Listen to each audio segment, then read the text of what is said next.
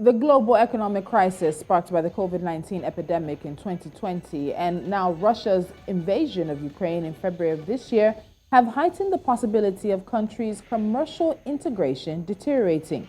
The term used to describe this phenomenon is known as deglobalization.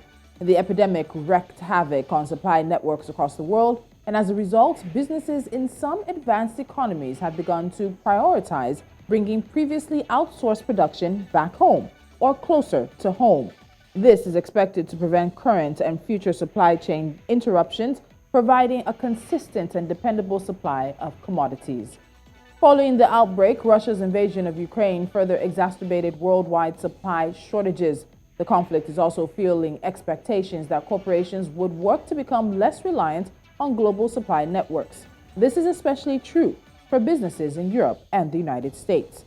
These developments are putting an extra burden on African economies, on top of the current economic misery caused by the conflict in Ukraine, with the continent seeing skyrocketing food and fuel prices. Africa faces grave danger as the world becomes more deglobalized. A recent World Bank analysis reveals that reversing globalization through value chain reshoring has the potential to throw another 52 million people into extreme poverty. And those living in sub-Saharan Africa would be the hardest hit. The remarkable rise in global trade integration during the 1990s and 2000s is overwhelmingly tied to the rapid growth in global value chain trade. Our focus today is manufacturers leaving Africa to ease their supply woes. This is Business Edge. I'm Tolulokwe Adileru Balogun.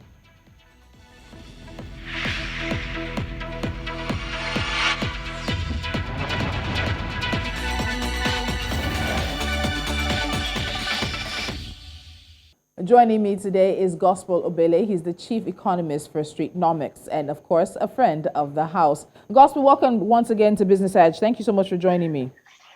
Good morning, Tolu. Thank you for having me. So at the onset of the coronavirus pandemic, we saw that it exposed the fragility of the world's interconnectivity and the supply chains when they were instantly disrupted, and we saw the prices of so many things going up. In terms of the weaknesses and the issues that the pandemic really exposed, what were they when it came to the global supply chain? Yes, the pandemic brought about what we call the Great Lockdown, just like what we had, in the 1920s in terms of the Great Depression. We had the Great Lockdown, and that global lockdown disrupted supply chains severely, meaning that goods, services, products, semi-finished materials were not in transit over a period of time. And they were also held back by travel restrictions and the fear of the pandemic skyrocketing slash uncertainties, coming from the pandemic and all that. And that disrupted global chains severely. Virtually all countries ran into recession that year. Africa was not also spared also in that experience. Nigeria also hit a recession at a significantly low minus 60% in terms of GDP growth and all that.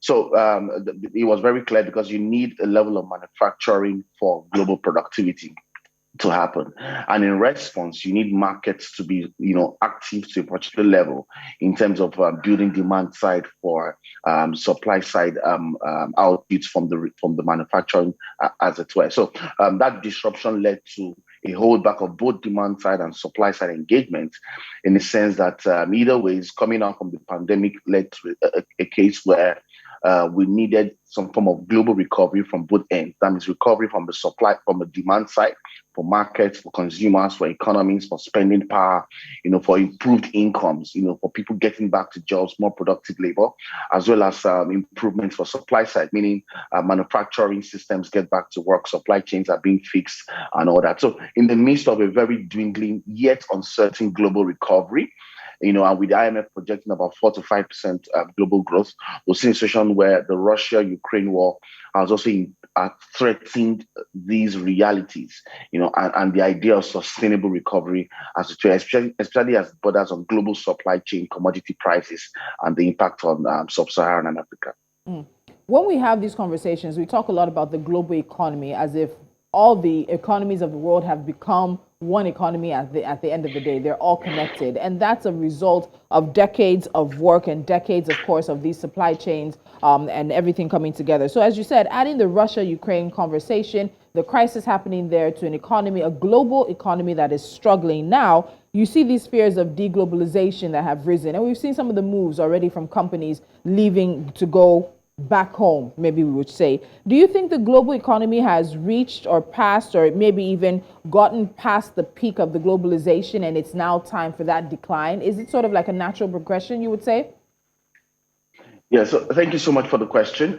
So fundamentally, the globalization was as a result of, that conversation of the world is flat due to the emergence of technology as a mainstay, in also developing human capital, enabling industrialization and developing markets.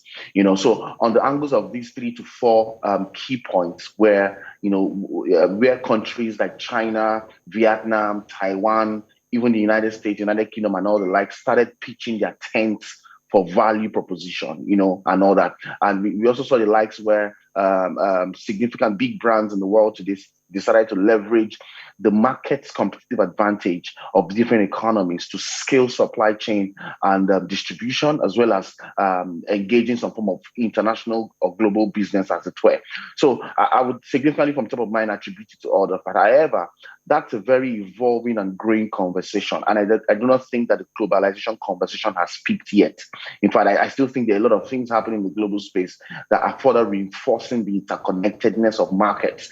Now, because markets are interconnected, and with globalization also comes the fact that we have a much more interconnected global economy, meaning that public health or geopolitics or any form of war between two strategic nations can go a long way to disrupt the globalization process in itself. And because that's what we've also seen, I mean, COVID-19 disrupted globalization and supply chains.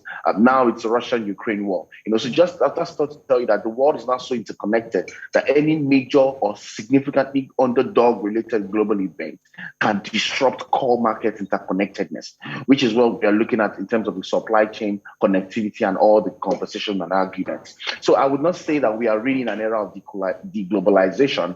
I would think that the world has not appreciated the fact that globalization also comes with its own cost, meaning that you cannot detach one important element or variable from the overall market connectivity mix. And that's the conversation we need to look into deeply to begin to ask ourselves what necessary steps do we need to, take to ensure that the cycle of globalization is complete and truly we get into a place where globalization becomes more resilient in its own pace and in terms of sustainability, such that a war between two countries do not hamper heavily on supply chain. So I don't think globalization has peaked. I just think we've not focused on the heavy conversation and the consequences of globalization. And I think we'll touch on that. Yes, I'll make sure we touch on that before we wrap up. But when you now look at where we are now, global economic recovery has slowed. IMF and the World Bank are giving, they're giving not very pretty pictures of how the global economy will recover in the next 2 to 3, 4 years.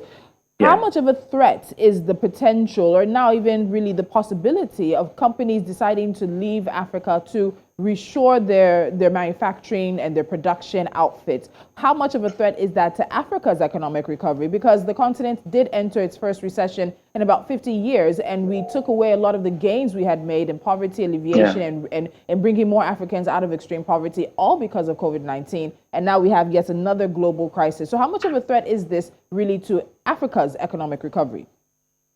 Thank you, Tolu. Yeah, so the impact we've seen in Africa has largely been as a result of the fact that clearly we haven't taken enough, self in quote responsibility. As much as the world is connected now, there are also nations that have taken responsibility for their growth and development.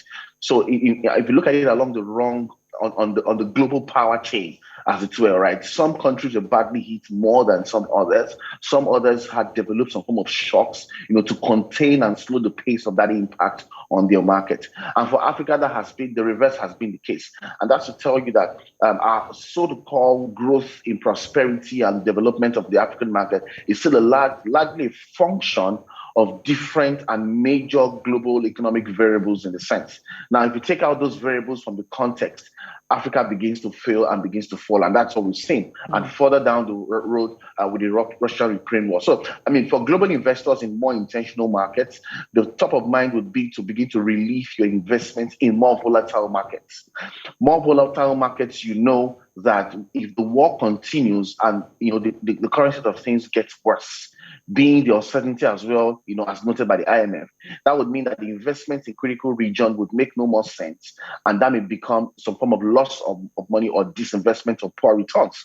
So what we're seeing is that global stakeholders are seeking to de-risk their investments in more volatile markets and bring their investments closer to the spaces or markets where they have a better control of, or those individual markets have better shock absorbers to slow down the impact, as it were. So it's when push comes to shove conversation. Would Africa still be in the mix of quote unquote a growth trajectory, an upward growth trajectory, and some of a prosperous growth trajectory? So that's the conversation, as it were. I will sing that play. I don't think Africa is really ready for any form of sustainable growth and development. I think Africa is much more vulnerable, and even within the African context, some nations are much more vulnerable than some others, and that's what we're seeing playing out here. Okay, and we're going to get into that vulnerability after the break and also look to our neighbors. Well, maybe not continental neighbors, that is. South Asia also had a time in points where the countries had to insulate themselves and look inwards to be able to insulate themselves against global shocks. So we'll see if there are any lessons there that African countries can take away from that. You're watching Business Edge. The conversation is, of course, on how there is a potential trend of deglobalization with manufacturers leaving Africa to ease their supply woes due to the COVID-19 pandemic and now the Russia-Ukraine crisis. The conversation will continue after this.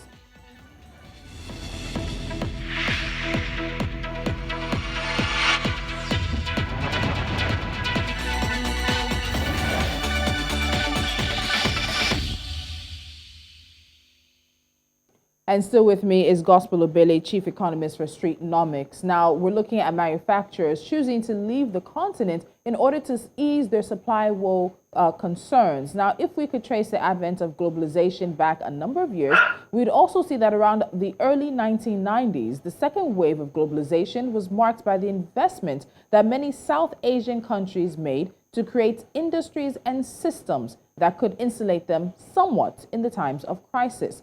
And the question now has to be, African countries don't need to reinvent the wheel. We can just take from those who have done before us. So, Gospel, what can African economies learn from that situation that we saw South Asian countries go through? Have you seen any country right now even really working towards finding a way to partially insulate themselves from global shocks? We know it's not possible 100%, but there has to be some level of work done given the lessons of the past few months and the past few years. Yes, thank you very much, Tolu. I think the African countries need to begin to take a cue and learn from South Asian countries. A few things I think those countries did right was, first of all, moving from the soft, to the hardcore infrastructure. The soft infrastructure, you want to talk about believing in yourself as a nation and as a continent that the world will look up to.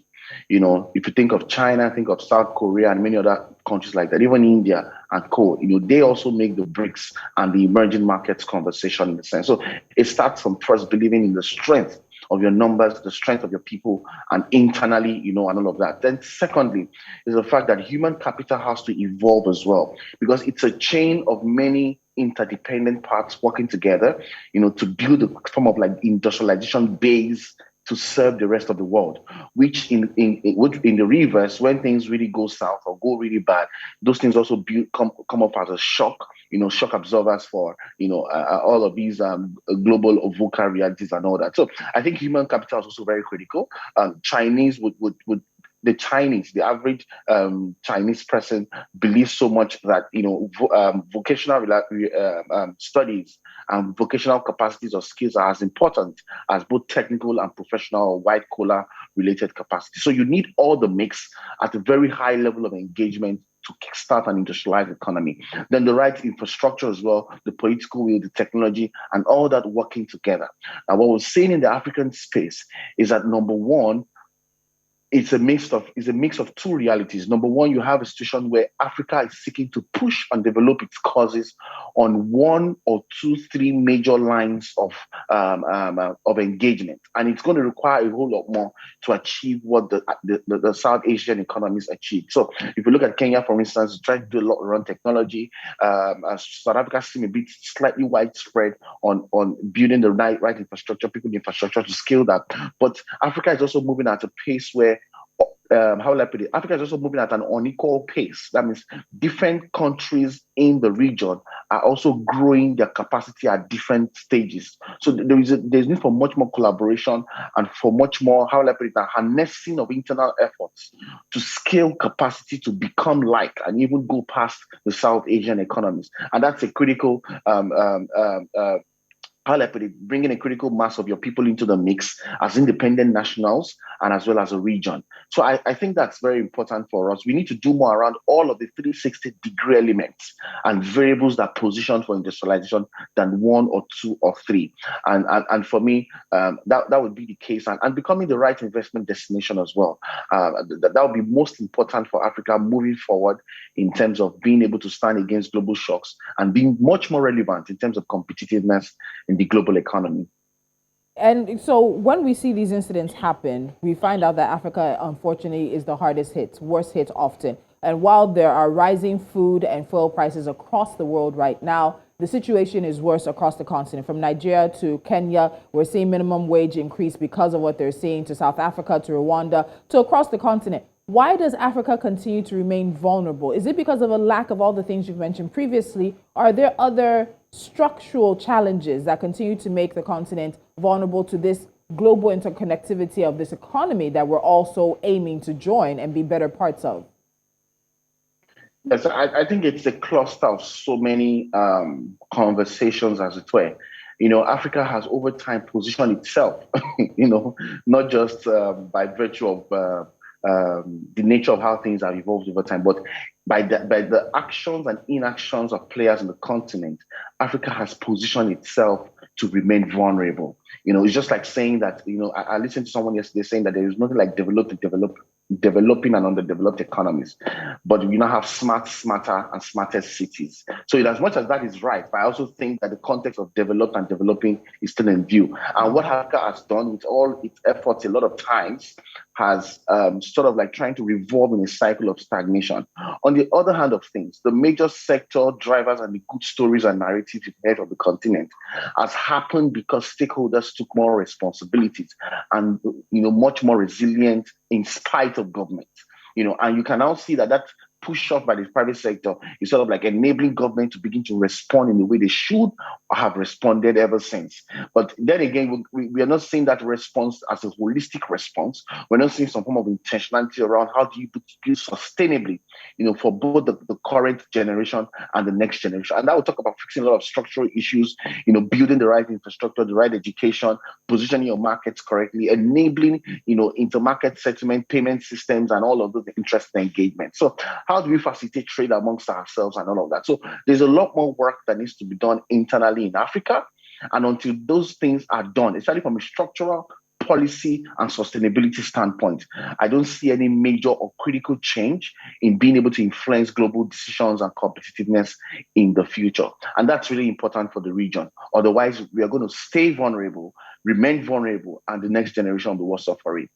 So very quickly, you did mention that while you don't think we have hit the trend of deglobalization and that the globalization aspect of the world's economy has not yet peaked, there are concerns we need to take notice of when it comes to globalization. So very quickly, before we wrap things up, what do you think are the three main issues that, particularly for African economies, we need to take cognizance of when it comes to globalization and wanting to join this global economy that makes us all so interconnected? You can't, how will I put it now? You can't play in the big picture of things with a victim mentality. You can't also play in the big picture of things, not being able to bring anything of value forward. It's just like a relationship, right? The Mr. A and Mr. B has to, or Mr. A and Mrs. B, or whoever is in the picture, need to have the right mix of skills and value, for the right exchange for that relationship to happen. All right. So no nation in the scheme of globalization would be relevant without some form of intense strategic. So not only you need to have value, but you also need to have strategic value that's much more required in the grand scheme of things, especially when it comes to competitiveness, when it comes to markets, industrialization, positioning, funding, and all the interesting conversations in that order. So for Africa, the question is this: what is your advantage in the global space? What are you bringing to the global space? What's the value you're bringing? Enough of all these good stories from Africa. Africans are shaping the world. Africans are no. There is no strategic, concise, clearly developed pathway for Africa and Africans and even nations in Africa to begin to influence the global competitiveness space. So there is need for us to put our act together, get our act together, and begin to define where do we want to pitch our tent as a region. Is it in startups community? Is it in entrepreneurial development? Is it as the next technological hub, for whatever reason? So we need to go to market with something. All right, not going to market with something and you're seeking to also play in the globalization space will only render you, quote and unquote, sincerely useless, and much more vulnerable to the growing context of things, especially now that we don't know how the world is really going. So if you're at the victim or vulnerable state of things, things are really going to get worse for you. And Africans need to brace up for what's ahead. Unfortunately, not liking the notes we're ending on, but one that does mean that we all do need to pay attention to the events taking place. Gospel, thank you as always. And I heard that it was your birthday yesterday. So happy birthday, and do send our cake on the way. Thank you so much for having me. Soon. I'll do that. All right. Have a good one. And at the end of the day, maybe we're not yet at the point where the world is deglobalizing, but there are challenges to the globalization trend that has been in play and has benefited many for the past several decades. Is Africa prepared for a time when countries will leave and economies will become more insulated and have to rely on themselves? Those are questions we will continue to face right here on Business Edge. Up next is NC4 to watch. Stick around.